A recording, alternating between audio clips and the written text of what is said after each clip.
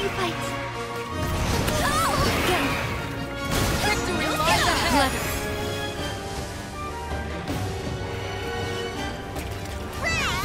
Thank you, Captain. Enough of that! Feel the fight! Too hot to handle.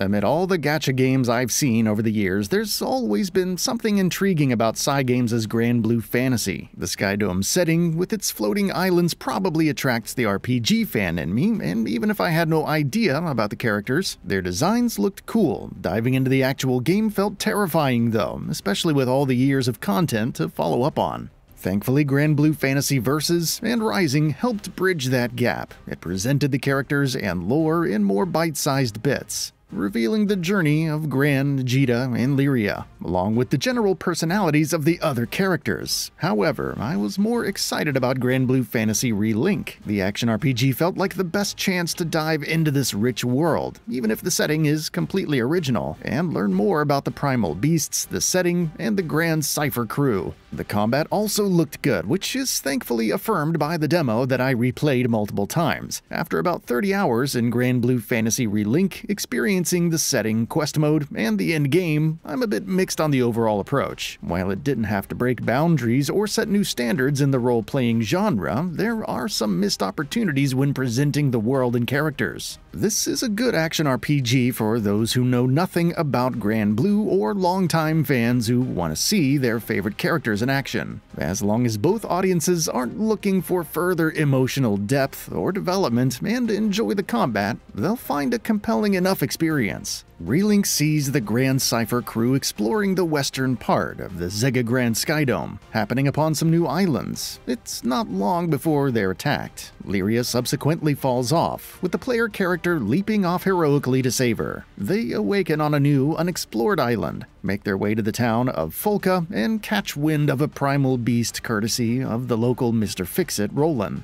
If you don't know much about Granblue, then a lot of this won't make sense, though there is a helpful glossary to provide information on various terms. That being said, it's a solid enough introduction that doesn't overwhelm you with too much. Each character is presented well enough, and you get to know the people of Folka quite well. It was nice to walk around and listen to people's conversations. Whether it was the two NPCs who kept missing each other at the water wheel, or those casually chatting about their neighbors. Seeing these conversations and little bits evolve as I progressed through the campaign is also a nice touch. The problems arise an hour or so later when you realize that the characterization within the actual plot is mostly stagnant. You learn by then that Catalina is devoted to protecting Lyria, having forsaken her empire and previous station to help her. But her development doesn't progress past that. Rockham is constantly worked up about the state of the Grand Cypher, but still courteous to thank those who took care of it. Rosetta is alluring and mysterious, and that's just about it. The list sadly goes on.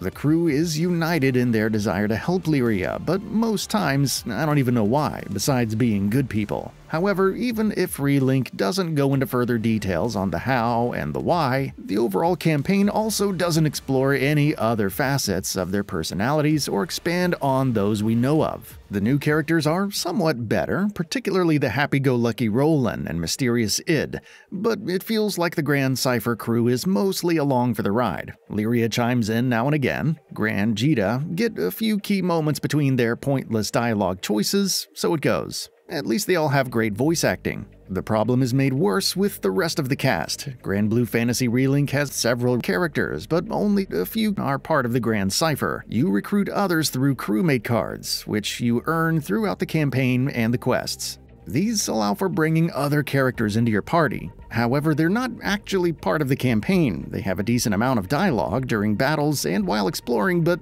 don't appear in cutscenes or directly impact the plot. You can't hang out with them. Awkwardly standing around while they repeat the same line doesn't count, or engage in extensive conversations about the current situation. Fate episodes are probably meant to counteract this. Many are static images with text on the screen explaining their setting and how they came to meet Gran, Djeeta, and Lyria. You also learn about their thoughts during the campaign, leading to some odd moments, like Narmaya feeling downtrodden about a particular event, even though she wasn't actually there. As players level up their characters and progress through the campaign, new playable episodes become available and usually involve battling enemies or completing an objective. This unlocks a new sigil slot, more on that later, and eventually the general arc of that character is resolved. Having no bearing on the plot is one thing, but the episodes don't reflect on the characters outside of it. For some, it will be enough to gain more context on the roster, while the min-maxers will probably mash through to gain those minor stat boosts from each episode. However, they should have been seamlessly integrated into the overarching setting and world. If anything, I would have been okay with less playable characters that are more fleshed out and have important roles.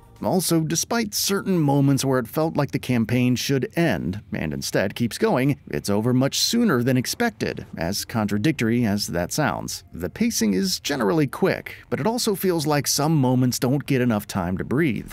Past the introduction, exploration starts fun enough, with each area having interesting things to see. There are chests to discover, materials to gather, collectibles, omen stones with tougher enemies to challenge, and even shaded chests that offer a timed jumping puzzle to collect. It also doesn't hurt that some areas are unique in different ways, like the desert region with its traversal rings that make for some fun sand surfing, or the little pockets of platforming that are available. Nothing mind-blowing, but it works well enough. There are plenty of linear segments with baddies to slay, but venturing through these environments is relatively enjoyable. You'll be doing a lot of fighting in Granblue Fantasy Relink, so it helps that the combat is on point. Square is your basic attack for chaining combos, while triangle allows mixing in character-specific actions, from combo finishers to lunges that close the distance. Each character also has unique skills, usually 8 apiece, ranging from attacks and counters to buffs for the party and debuffs to enemies. You can dodge or guard against attacks, each providing benefits when timed correctly. You can spam 3 dodges in a row before there's a slight delay, while guarding only blocks so much damage before it's broken.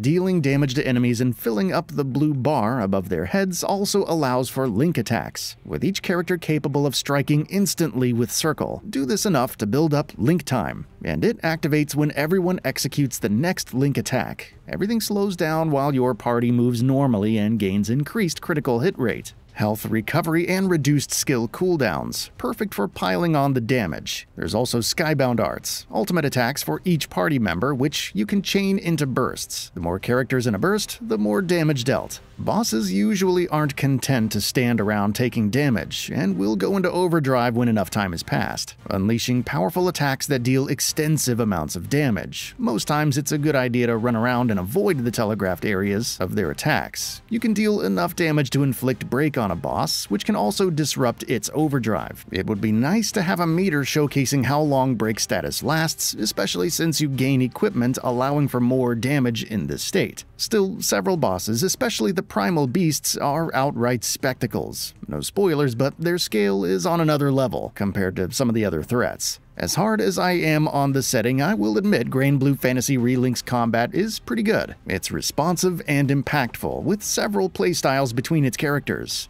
Narmaya, for example, can switch between Free Flutter stance for rapid attacks and combos, and Dawnfly stance, which allows for draw attacks that become stronger with longer charges. Ending a Free Flutter combo with Triangle will execute a Dawnfly quick draw, and your next charge draw becomes faster. And that with another combo finisher to immediately transition back into Free Flutter stance and repeat. She also gains butterflies with successful combos and draw attacks, which enhance specific skills. A slash that would usually send 1 wave slash will instead launch 3. You also have skills to instantly gain butterflies, and more defense or enmity, further adding to the strategy involved. Each character has multiple skill trees, which provide passive additions to attack, defense, crit rate, health, guard, and more. They also unlock new skills and enhance the available options. There are additional sigil slots to gain, and effects like Narmaya's charged draw, parrying any incoming blocks if timed correctly. Likewise, I can appreciate characters like Lancelot, who has his signature dodge in addition to his default to combo into, Gandagoza and his devastating one-punch style, Fairy and her pet man management, or even Djeeta and the focus on plunging attacks. With so many different characters to level and equip, things can get grindy, but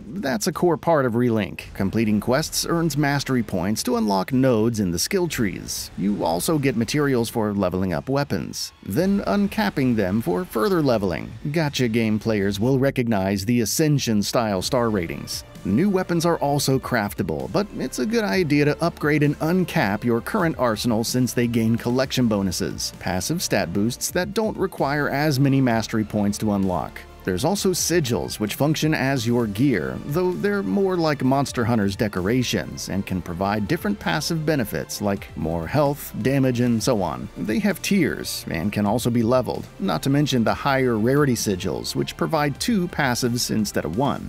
Eventually, weapons can be imbued with passives, leaning further into the min-max fantasy. From the outset, it can feel like a chore, especially when you want to try out new characters. It's somewhat alleviated in the beginning and mid-game, since recruiting a new crew member provides some mastery points and they start at a decent level with a good amount of their skill trees unlocked. However, it's a slog in the late to end game when upgrading their weapons, later nodes, collection bonuses, and whatnot. There's even more on top of all this, and each character has a unique element strong against certain bosses. I can see some hardcore players outfitting specialized teams and characters to tackle the toughest content. It's not mandatory, but the option is there. The problem is that unlike, say, Monster Hunter World, the available quests for farming all these materials are fixed. You don't have the benefit of extensive regions to fight bosses across, though some arenas can differ. Turf wars between monsters, or even investigations with unique conditions. Relink doesn't necessarily need those things, but quests playing out exactly the same every time means that repetition sets in faster than usual. I like some materials being guaranteed drops, but as you progress further into the end game, certain quests offer the same bosses, except with more health, damage, and a new attack or two.